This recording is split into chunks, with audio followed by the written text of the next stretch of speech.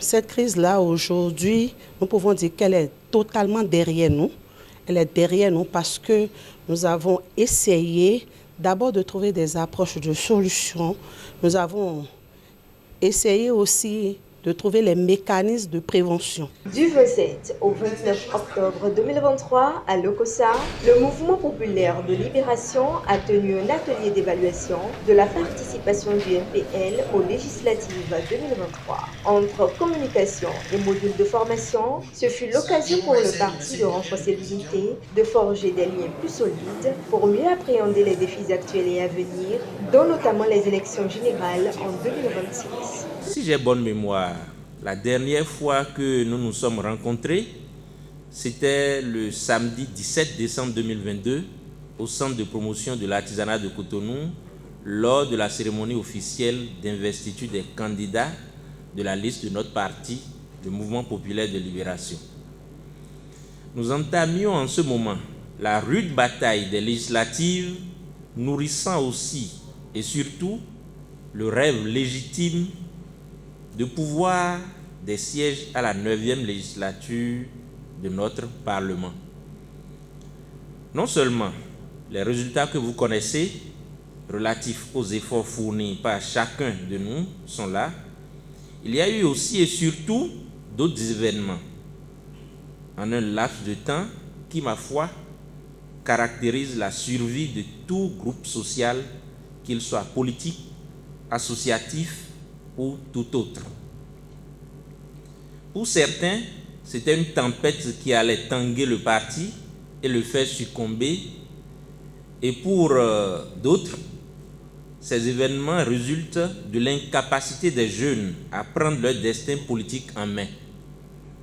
Pour moi, personnellement, ces élucubrations ne sont rien du tout et ces instigateurs savent combien ils sont tombés à côté de la plaque, manquant leur cible ainsi que leurs objectifs. Chers camarades, chers invités, tout ça reste derrière nous, n'est-ce pas? Ça s'appelle sérénité quand on sait faire de bonne foi, de bonnes intentions et dignement sans mentir à soi-même. Un combat politique pour les années à venir se prépare et c'est la raison de notre présence en ces lieux où, sous le thème « Accroître la veille citoyenne pour renforcer les luttes sociales et politiques au service de la nation », nous passerons de l'évaluation de notre participation aux élections législatives du 8 janvier 2023 à l'école de l'usage stratégique des voies démocratiques pour la conquête du pouvoir d'État. Cet atelier pour une formation relative à la veille citoyenne afin d'instruire le parti politique d'opposition sur les élections, le rôle du militant, sa perception du rôle de l'État et bien d'autres. Et il faut que chaque militant, surtout de l'opposition, que les jeunes aient de base pour dialoguer en politique. De la politique, nous ne faisons pas de la politique parce que c'est un job, non, non, non. Nous sommes venus dedans par concours, je dirais accidentellement, parce que arrivé à un moment, la jeunesse béninoise elle est brimée. Et arrivé à un moment, il fallait que la jeunesse béninoise prenne ses responsabilités. Il fallait que nous allions au premier plan pour réclamer nos droits.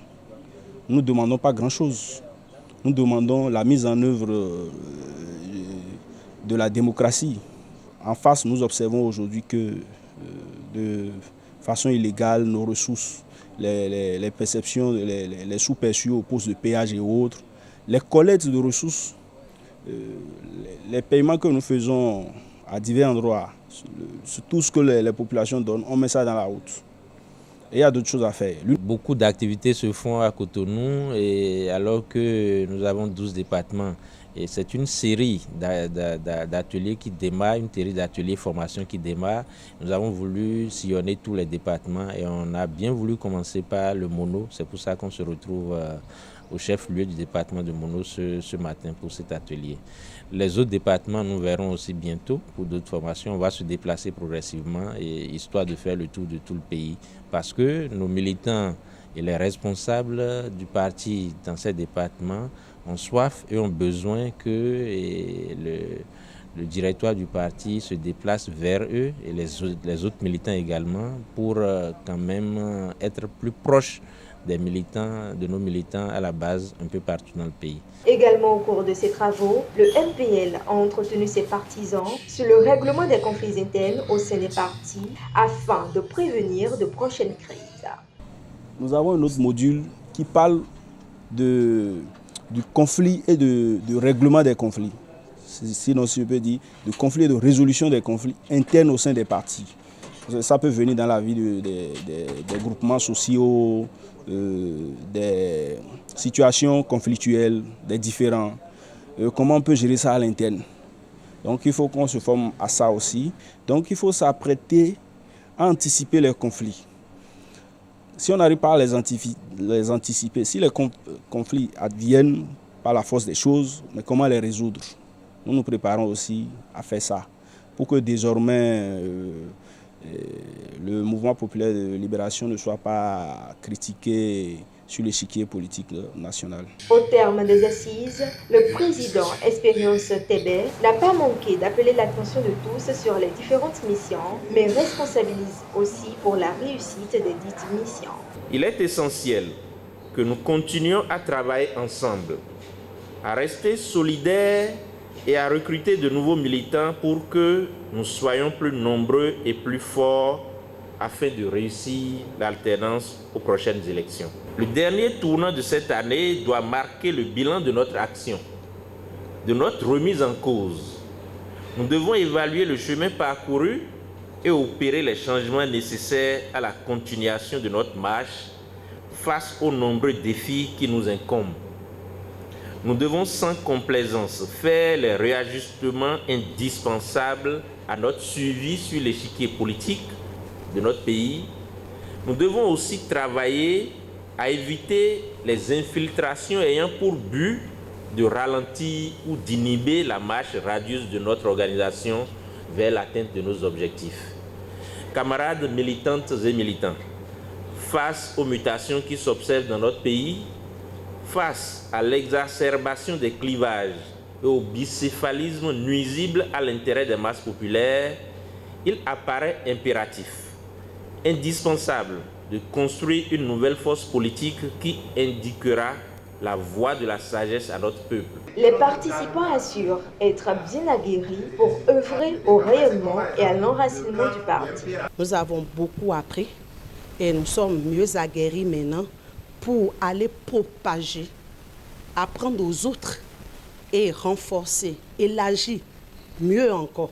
Nous avions reçu les outils à travers cet atelier pour mieux nous relancer au vu de tout ce que nous avons reçu comme communication, tout ce que nous avons reçu comme formation. Il est quand même important pour nous de comprendre qu'au sein de tout groupe, il y a toujours des divergences et qu'on pourra trouver des moyens de prévention, de gestion et de résolution de ces conflits en vue de préserver la paix. Faut-il le rappeler, cet atelier s'inscrit dans le cadre d'une série de formations qui démarre à Lokossa et s'étendra dans les autres départements du Bénin. Elle permettra aux partis politiques d'opposition de refuser son contact avec la base, partager des connaissances et échanger autour des objectifs à court et moyen terme.